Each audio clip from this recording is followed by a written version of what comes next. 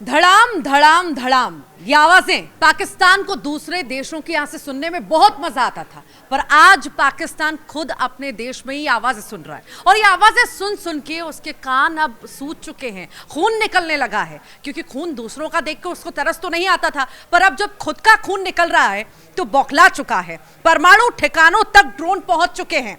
लाहौर की स्थिति आप देख रहे हैं, एक के बाद एक यहां पर धमाके हो रहे हैं और साथ ही साथ कराची में हमने तस्वीरें देखी, वहां पर किस तरह से धमाके हुए।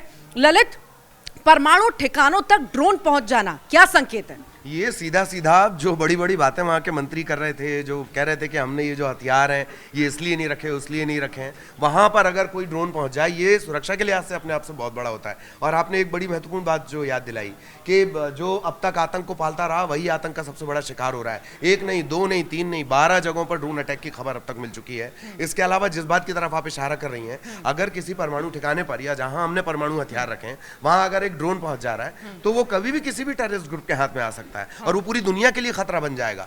तो ये पाकिस्तान की स्थितियां हो गई हैं। 12 जगह पर तो ड्रोन धमाके की खबर अब तक मिल रही है।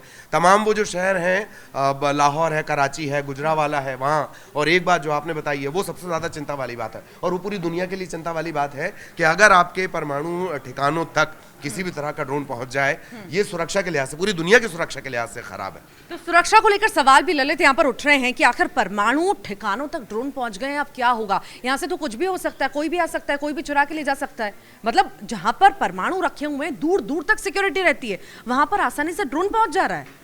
ये बात अब थोड़ा सा और पीछे जाना होगा। हालांकि हम लगातार ब्रेकिंग न्यूज फॉर्मेट में ये बता रहे हैं। एक चीज मैं और ऐड ऑन करना चाहूंगी। संसद में कल वहां के प्रधानमंत्री जो हैं वो खुद वायुसेना की तारीफ कर रहे थे, कसीदे पढ़ रहे थे। अब उसके बाद दिलचस्प बात ये है कि ये स्थिति जब बनी हुई है तो फिर क्या कहा जाए? मतलब ये वैसा है कि जब प्रधानमंत्री बड़ी बड़ी बातें कर रहे होंगे, शहबाज शरीफ जब बड़ी बड़ी बातें कर रहे होंगे, तब जो टेररिस्ट है या जो ग्रुप है वो इस ड्रोन हमले की प्लानिंग कर रहा होगा और आखिरकार ये दिखा भी दिया गया। आपने परमाणु वाली बात का जिक्र किया, अमेरिका इजराइल लगातार इस बात को लेकर चिंता जता चुके हैं कि क्योंकि अगर एक बार इसके पास से परमाणु हथियार खुद जो इन्हें बनाने वाला है वो कई सालों तक जेल में बंद रहा है। पाकिस्तान का जो वैज्ञानिक था वो जेल में बंद रहा, ना सिर्फ जेल में बंद रहा बल्कि मेरे ख्याल से पिछले साल उस वैज्ञानिक की मौत भी हो गई है। उस पर भी आरोप ये कि उसने परमाणु टेक्नोलॉजी बेची थी, किसको?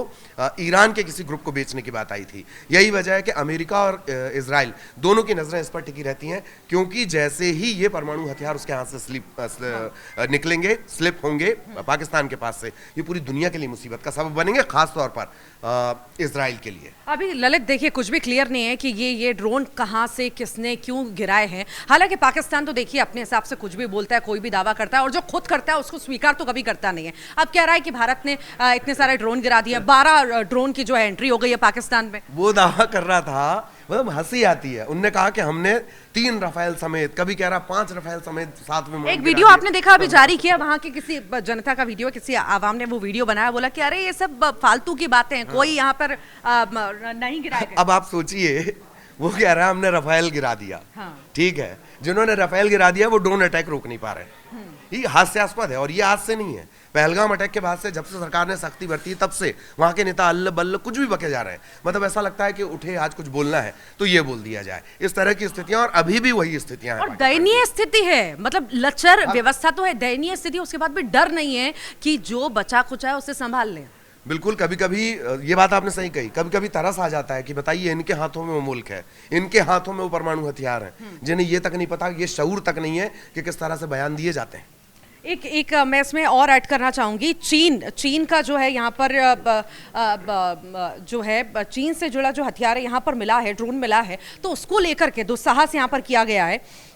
मिसाइल जो है, मिसाइल मिली है, निर्मित चीन से निर्मित है। हालांकि हमेशा दावा ये पाकिस्तान करता रहा है कि हम खुद बनाते हैं, हालांकि चीन से उसने खरीदी है।